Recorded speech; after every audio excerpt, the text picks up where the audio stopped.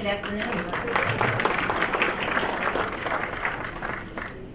Zach Taylor is a research analyst for the College of Education at the University of Texas at Austin. He has published over 50 peer-reviewed articles, many of which focus on the clarity of communication for students and their support networks. He also researches disability and post-secondary education and how colleges and universities can leverage technology to support all students on their path to a degree. So please help me welcome Zach Taylor. All right, I am super flattered to be here, everybody. And if you haven't noticed, I am using live captioning technology. So if you haven't used this technology before, and if your office runs on Microsoft, like lots of offices do, this was a brand new technology integrated into the last update of PowerPoint. Really, really handy. When I started using this technology, I immediately thought, how much money is this technology saving? So I dug back through some records and found out some UT Austin related information. They used to pay live transcribers, transcriptionists, about $50 an hour to do what this software can do pretty accurately. However, it's not entirely accurate, so I always try to test the technology a little bit. Unique, New York. Okay, that's pretty close. Tarrant County Community College. Wow, that's interesting. So it uses an online database, and I've trained it to my voice a little bit. If you can't tell, I'm not from Texas, I'm from Wisconsin. So I say y'all, and I also say Minnesota, which is a real thick Midwestern accent. But if you're curious about this software, I'd highly encourage you to use it. And I started using it because one of my research interests is why aren't students with disabilities on our college campuses in representative numbers? So U.S. higher education has never been representative of the students with disability population in the K-12 pipeline on college campuses. It's never reached that representation number. And this is one of the technologies that students with disabilities can use in classroom settings. And what I'm going to be talking about today is a little bit about technology, a little bit about linguistics, a little bit about disability, ensuring that the students on your campuses, before they get there, that they have all the access to information that all students have, and once they're on campus, that they're supported in ways that are very, very technologically savvy and on the cutting edge. Before I get started, I want to send a few thank yous out. If you know Victor Sines or Miguel Wasilewski, they've been kind of champions of what I've been doing the last 3 years. I would not be at UT Austin if not for both of those two gentlemen. They're doing pretty amazing work, so I'm very blessed to have known them and to have so many connections being made because of those two gentlemen. The Higher Ed Coordinating Board, I, in a roundabout way, met Victor, then met Miguel, and met a whole bunch of mess of people at the coordinating board, and they have continued to support my research. I've been there about a dozen times, and I really want to thank everyone at the coordinating board, especially Chad Pulse, for helping me out. Dina, love you, Dina. Dina saw me at a coordinating board meeting and said, you should come speak at this other thing. And then I met somebody else named Christine Hubbard who said, there's another thing you should go do. So thank you, Christine and Dina, for facilitating all these opportunities for me. And then thank you for having me. Blessing to be here. I am still a PhD student, and not many PhD students get this opportunity, so thank you. My post-secondary career started in some ways at a gas station. I grew up with a single mother, and I started working full-time when I was in high school when I was 16. I started part-time, cash only, working at KFC, and I still have a soft spot in my heart for KFC to this day. Although Popeyes has a heck of a chicken sandwich, KFC competes. I think KFC competes. So the highest paying job in my hometown, population 1,200 people in rural, middle of nowhere Wisconsin, was at this gas station. I was making, I think, like $9.50 an hour at the time. And they paid extra if you worked the overnight shift. So I worked 9 p.m. to 5 a.m. which was amazing for my social life. That's a joke, thank you for laughing, because it was terrible for my social life, but at the time, I needed to buy my own food, pay for utilities, pay for my gas in my car. My mom and I didn't have any help in that. And I was perfectly happy, age 17, 18, 19, 20, working at this gas station and making $450 to $500 a week. I was one of the richest people I knew. I had my own car. That car had a moonroof that didn't work, but it had a moonroof. And I had a girlfriend who thought that was pretty cool. And that was my life at the time. I did not consider higher education at all. Even though about 10 minutes outside my hometown, there was a very small community college that I could have gone to. Never, never, ever considered it. Now, I had and have extreme privilege. If you look at the statistics nationwide, people who look like me and talk like me go to college. But that was not on my radar. I am a white English fluent man, full stop. That is incredible privilege.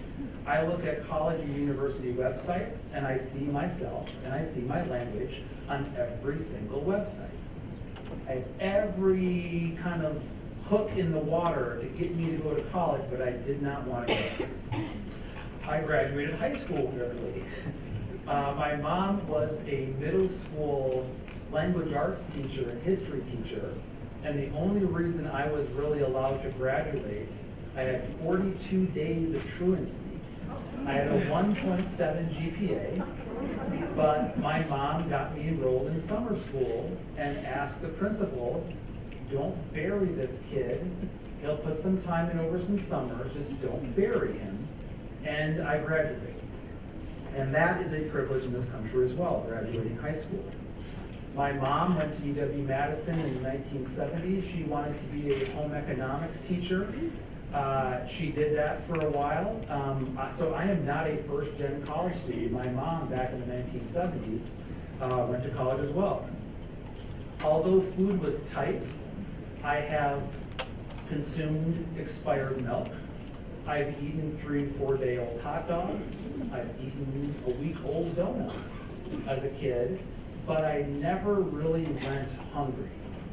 There was always something edible around, and that is a privilege. If you work with students every day, having food around is a privilege.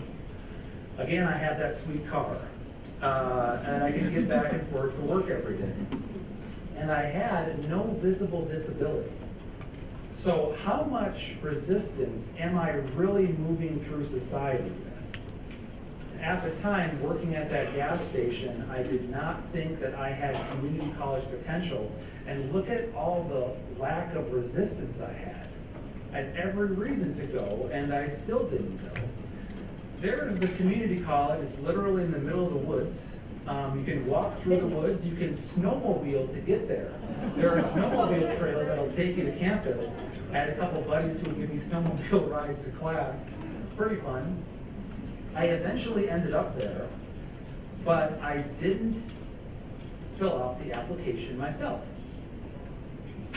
I did not apply to community college for the following reasons. Here's how I was justifying not going in my head. I didn't understand how to get my high school transcripts. So my mom was too busy going through the divorce, fighting for custody of my brother, working a full-time teaching job and 2 part-time jobs. She did not have time to get me to some place that I didn't want to go in the first place. I was also a little embarrassed because all of the office workers at the high school were well aware of who I was because I was in an AP's or principal's office on usually a weekly basis. So those folks knew me a little bit too well. I didn't want to go back and visit, if you know what I mean. I was also really ashamed, thinking that they were going to print them off or something and hand them to me and say, ooh, good luck with whatever you're going to do with these things. So there was also a really deep shame of requesting those.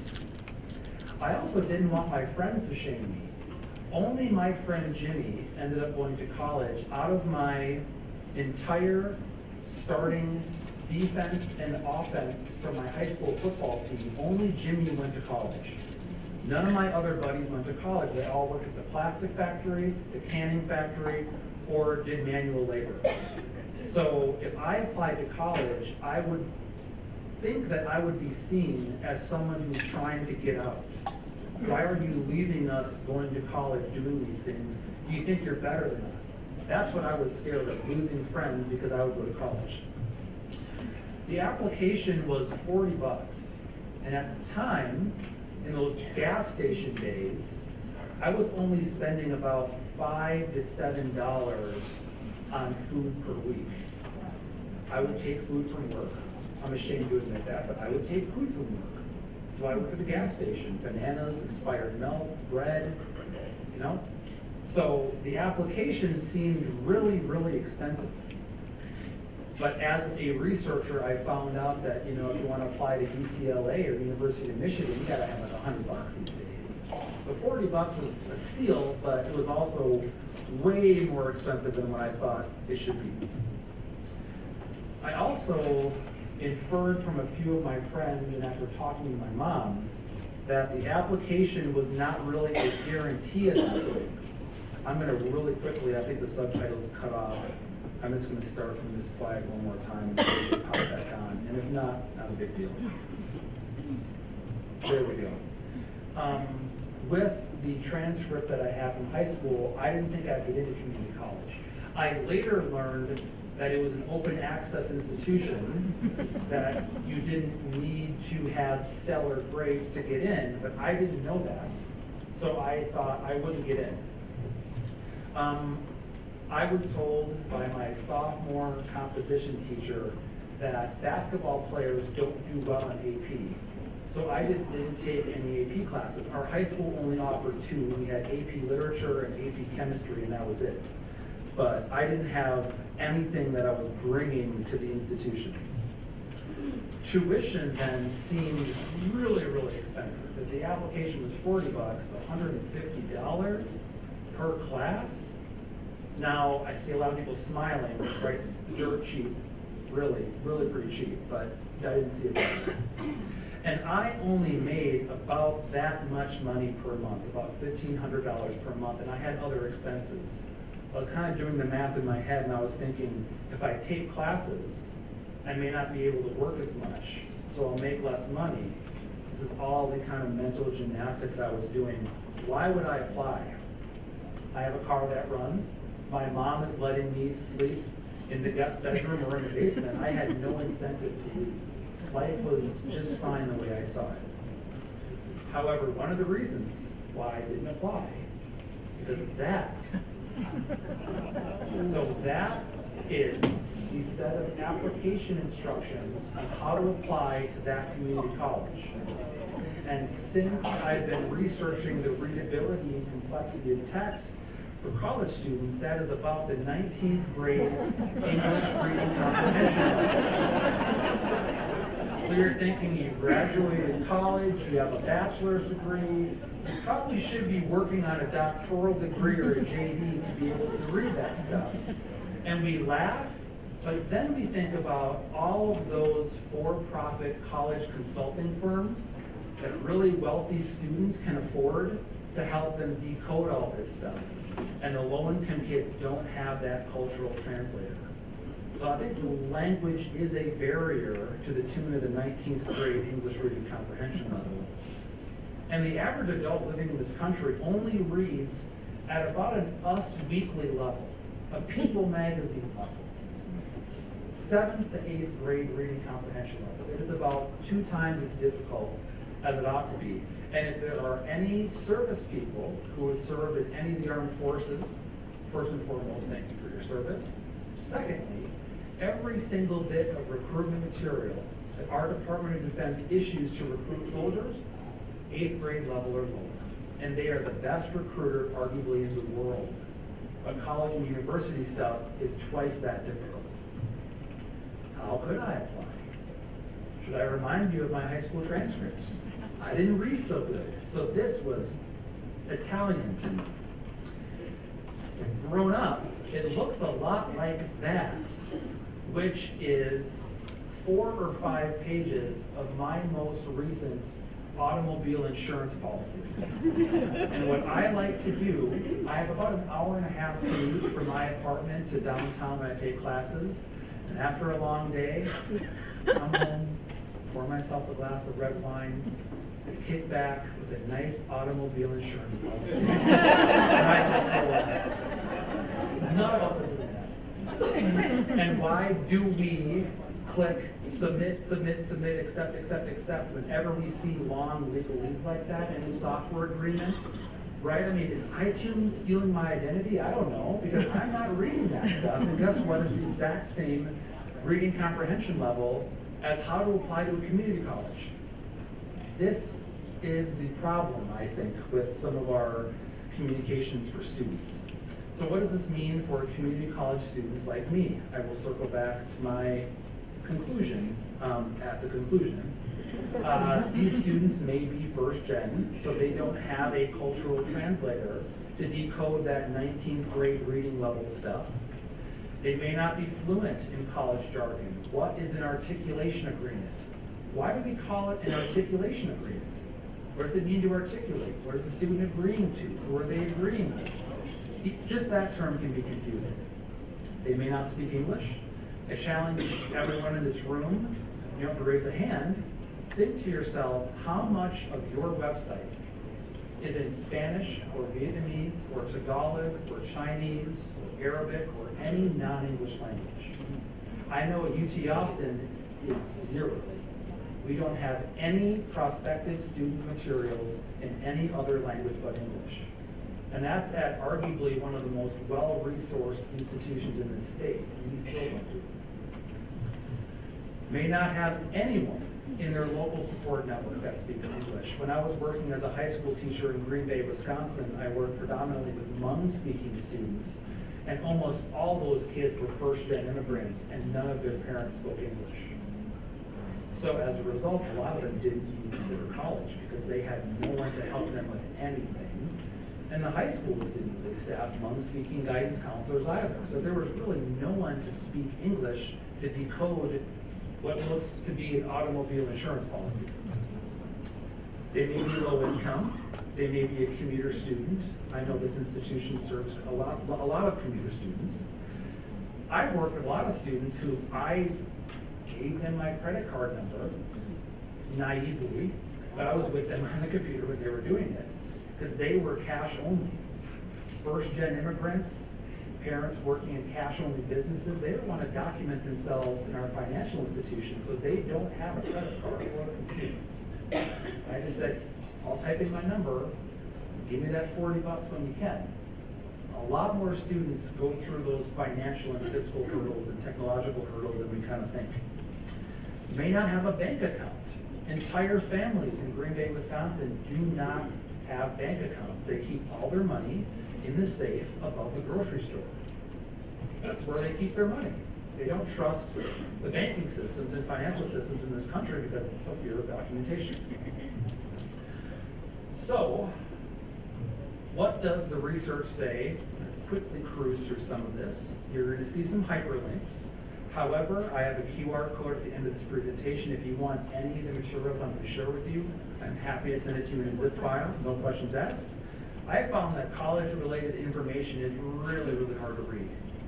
If you thought the application instructions at community colleges were difficult, those are all the documents so far that I've reviewed that all fall between the 13th and 21st grade reading level. We are burgeoning on hyperbole. I mean, there are some documents at the 31st grade reading level. I can make up numbers, 80th grade reading level, right? Title IX policies, especially, the UT system just hired a system-wide Title IX coordinator, and their Title IX policies, 85-page PDF. It's not in any other language but English. And those are the instructions for students to report a violent sexual-related crime on campus. 85-page PDF, 22nd grade reading level. Those are some of the language hurdles that some of our students face. Little did I know, the community college had an application fee waiver statement. those are generally written at about the 18th or 19th grade reading level. So even if I wanted help financially to complete my application, I probably couldn't read the instructions to get the free money anyway. What does the research say about jargon? I've already rattled off plenty of terms, and now here's where all this language should look pretty familiar to everyone in this room, because we live it and breathe it, and this is kind of our everyday in-office parlance with colleagues. Do students know what SAP is? EFC, COA, a 4506T form to request a tax return transcript. These are all the bits of information on college websites that a student wouldn't encounter in any other place in society but higher education. And it's really, really tough for these students to understand some of these words. I recently published a study asking non-traditional adult students, read these financial aid application instructions and tell me what you don't understand. A lot of adults didn't know what FAFSA stood for. And to many of us, that's kind of the low-hanging fruit jargon. We should all know what FAFSA stands for. A lot of adult students don't know what that means. So imagine the low-income first-gen kid with no one to help them through the college knowledge experience. And institutions admit this. I specifically picked schools where I didn't think anyone from William Patterson University would be here today. I'll be honest with you about that. No one's from William Patterson, are they? That'd be awkward. Thank you. Scared me there. If you Google advanced search the word jargon and you limit your search results to .edu websites, you're going to be shocked at how many institutions are telling students, before you do anything, learn our language. You need to go learn all these financial aid jargon terms because you might encounter aid to families with dependent children, AFDC. You need to know that word, so you better check our website first. William Patterson's not the only one. Clark, no one's from Clark. Good choice. No one's from Menlo. Good choice. UC San Diego, the list goes on. Hundreds of colleges and universities are saying our language is so difficult, go read our dictionary first. Research also says college info is rarely translated beyond English. So a recent study I conducted, I found that of Title IV, so federal loan participating schools, only 5% of them provided any information about how to apply in a non-native English language. Only 5%. I did the same study at all Texas institutions, so all 259 of y'all. Only Brazosport College translated their landing page. As of last year, one school in Texas. How many Spanish speakers live here? And one of 259 did. We can do better, and it's incredibly important, especially in a Texas context. Get Spanish on their website. That is what linguistic equity looks like, and I first found it in Washington State. So Pullman, Washington has this fantastic website. It was a part of that random sample of 325 schools that he's talking about. And I called them. When I saw it, it was so unique. I was sitting in my bedroom, drinking my coffee at 8:15 in the morning. I'm thinking, okay, they're not going to be open yet, but I gotta call Washington State and ask them, how did you think of doing this? I pick up the phone, I say, you know your website has Spanish on it. How'd you do that?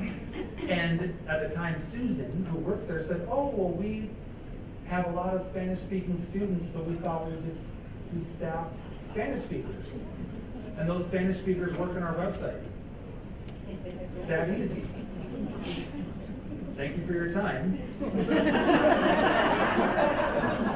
Harvard also does it. Cal State East Bay does it. All their schools do it. Only Brazosport, as of last year in Texas, translates the landing page. What does research say about students with disabilities and access to college information?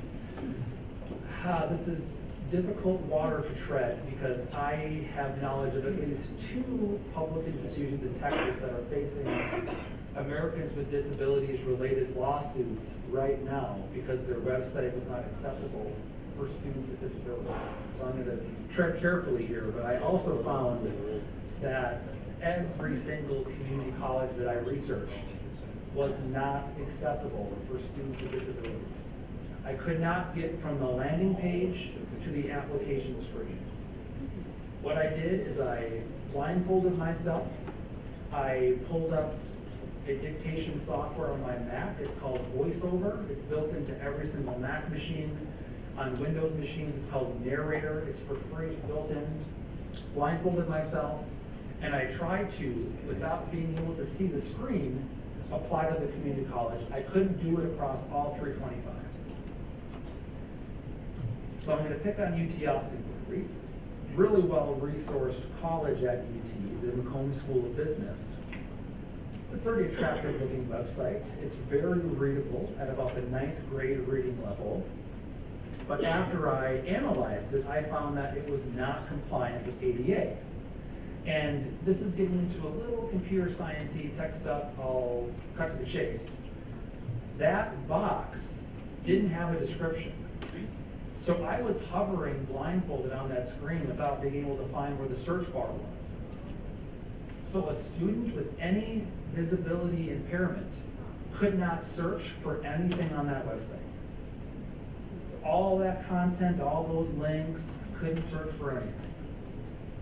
So on January 18th of a few years ago, Section 508 was re-amended, and this pertains to all schools, I'm assuming in this room, all Title IV institutions, public and private institutions in Texas. Information has to be web accessible for people with disabilities. I am going to be talking about this a little bit in the session after this one, and I'd be happy to have you visit, and I'll explain much more about this. But there's this pressure to do it now, and it's coming to the forefront now because everyone is being sued. Because not only is the information not readable, it's filled with jargon, but it's also not technologically accessible for students with a vision impairment or a cognitive disability or a physical disability. And it's not like, you know, the small fish. I mean, we're talking Harvard, Syracuse, Stanford, etc. A lot of work to do. And at this point of the presentation, a lot of people start Googling their own institution, saying, what does our website look like? Are we compliant? Are we readable? Are we translated? What can we do?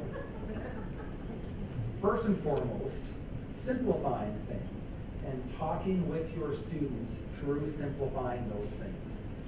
So the bird's eye view of the dissertation that I hope to defend on March 6th is, thank you.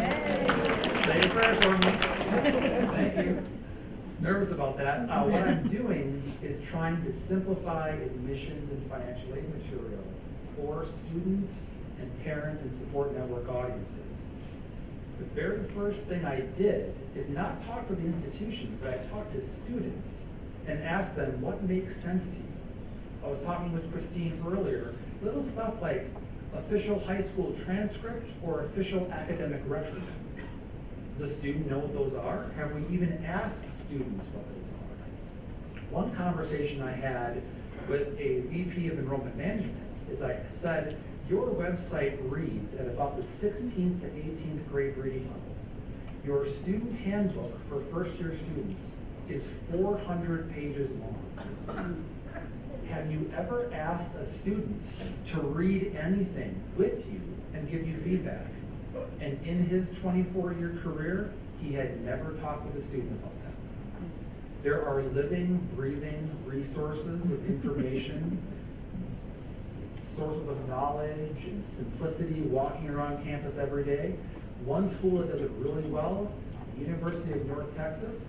I know for a fact y'all have students read your website. Student Money Management Office is arguably the best in the country because I asked the director of that Student Money Management Office, why is it that your website is so simple?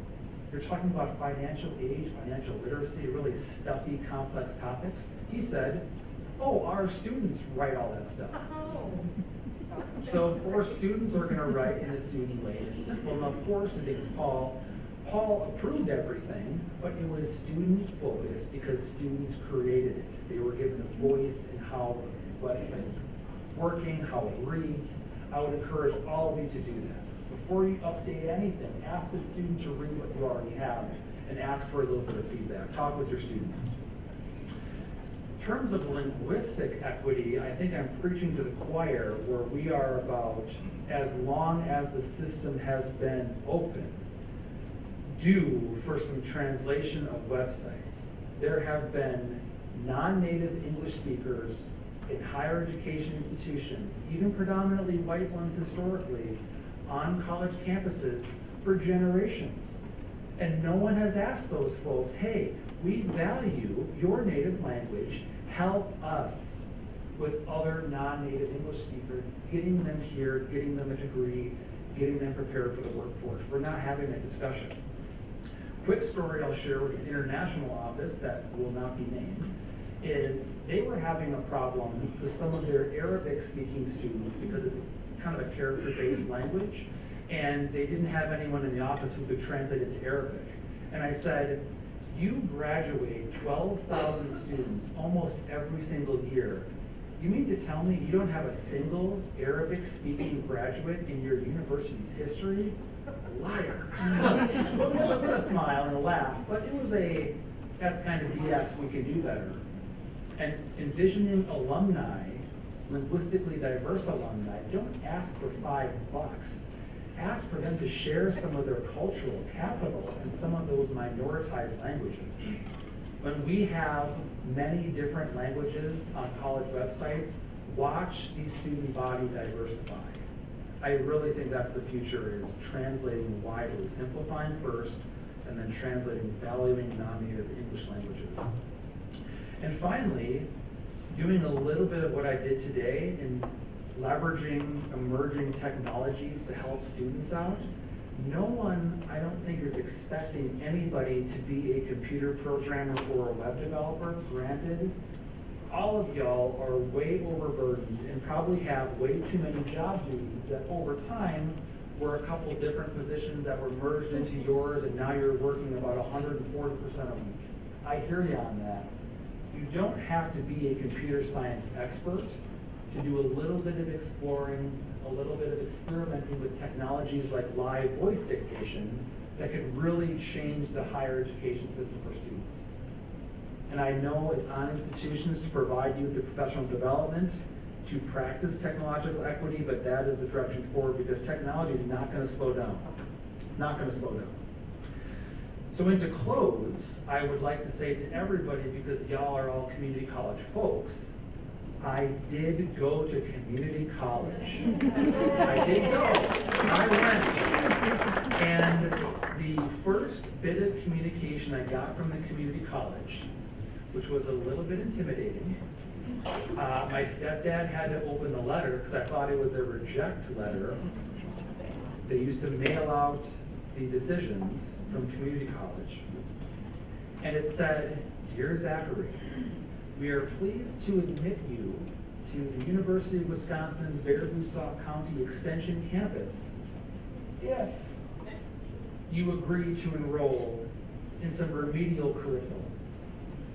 You are currently 6 credits deficient of full admission to our institution," something along those lines. I didn't take Algebra 2 because I couldn't pass Algebra 2. I didn't take college writing because I didn't like writing. So I was coming into the institution minus 6 credits.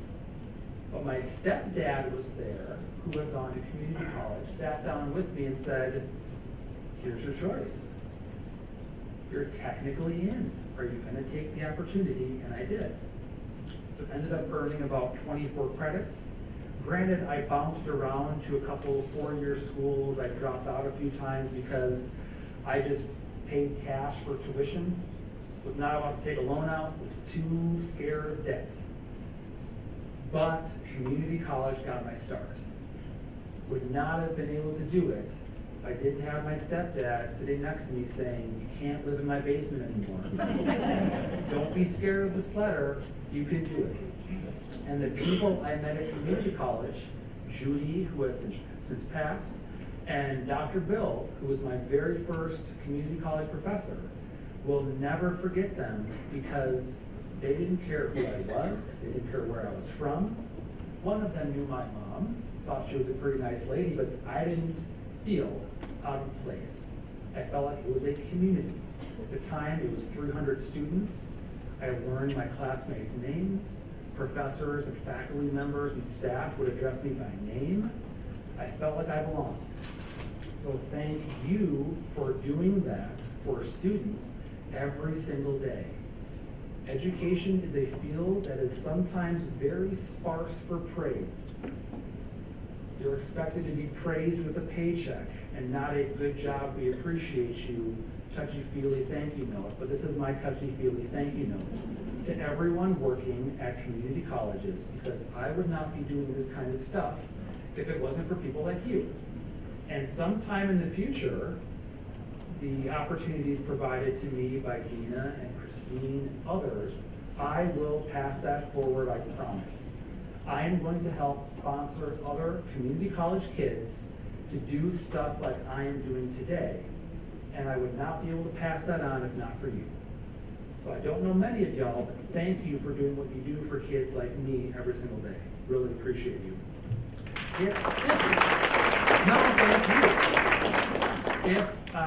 you want any presentation materials, I can PDF you the entire PowerPoint. I can also send you every single article I cited, all my references, and a bunch of free resources if you can't attend my session in a little bit. If you feel like you're going to miss out, don't worry. I have a whole folder full of stuff.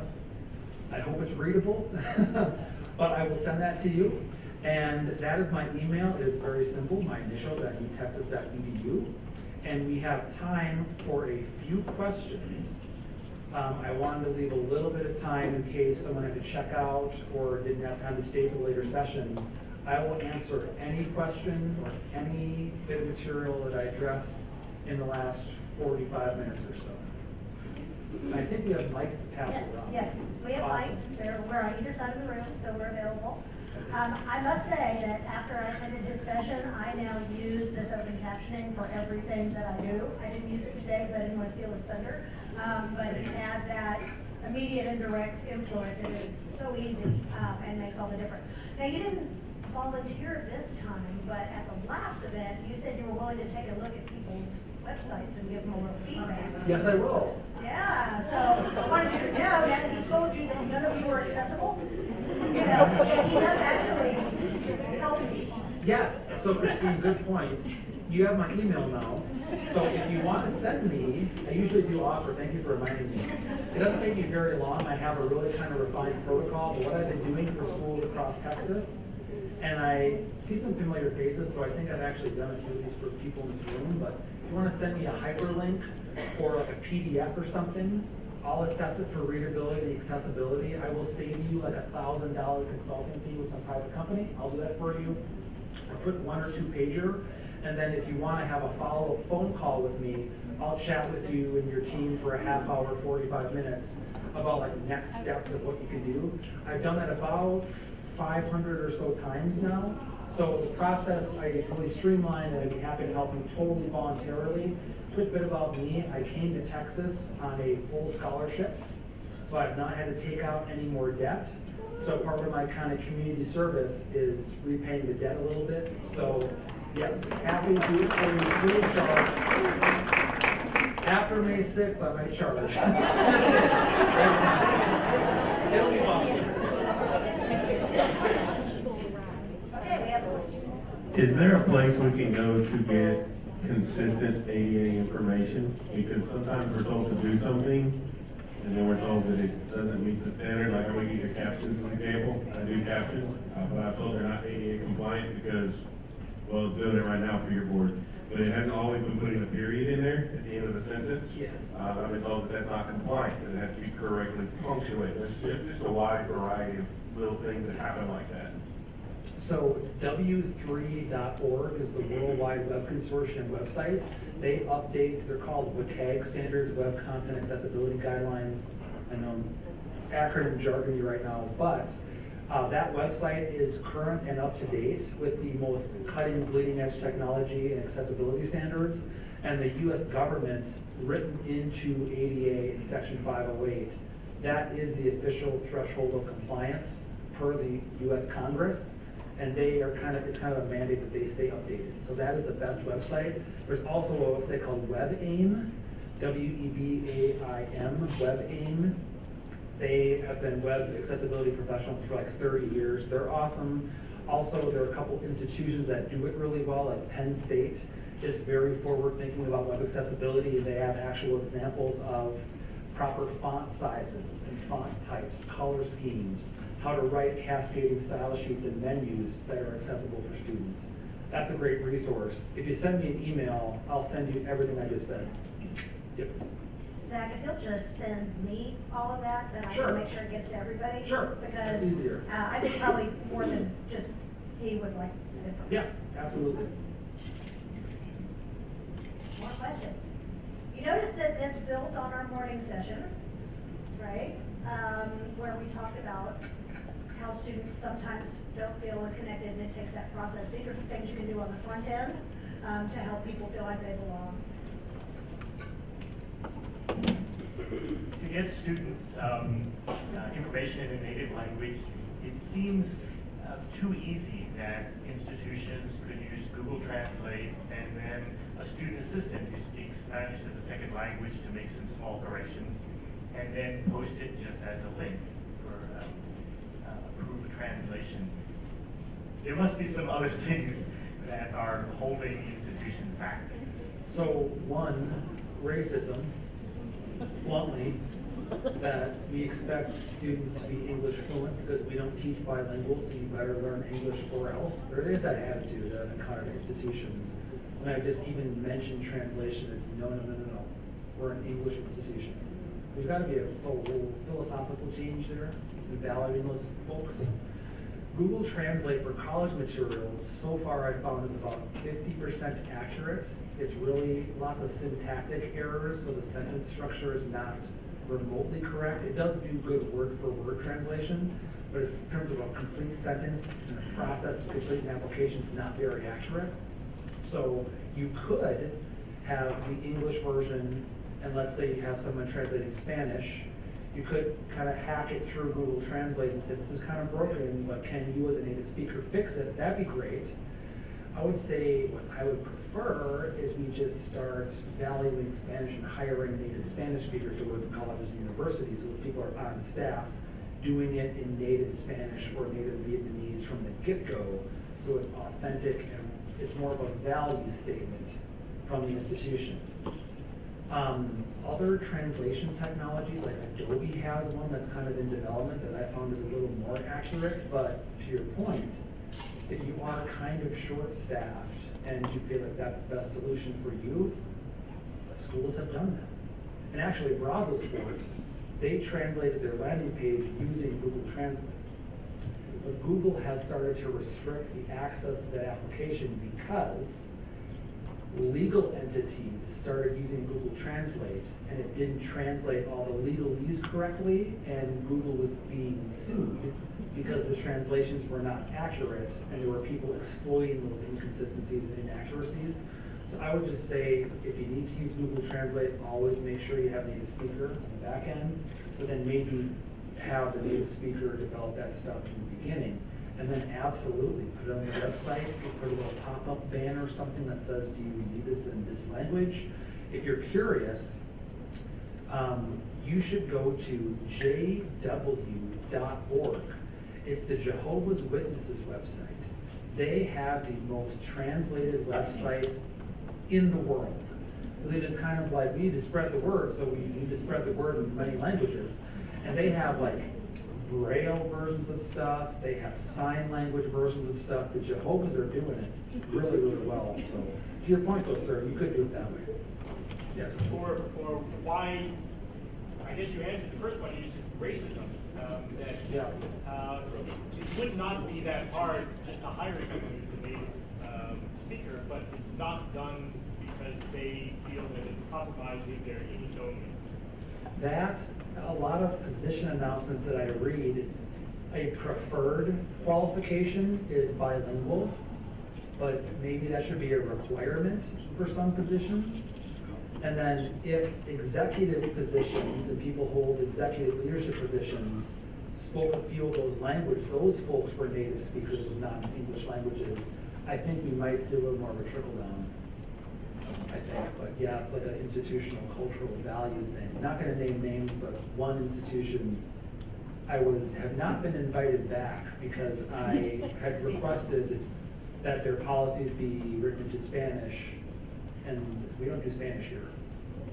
That was the very blunt feedback, we don't do Spanish here. Really good school in Texas does not do Spanish. It wasn't a community college. So it wasn't anyone in here. All right, well, we have come to the end of this time, so please join me in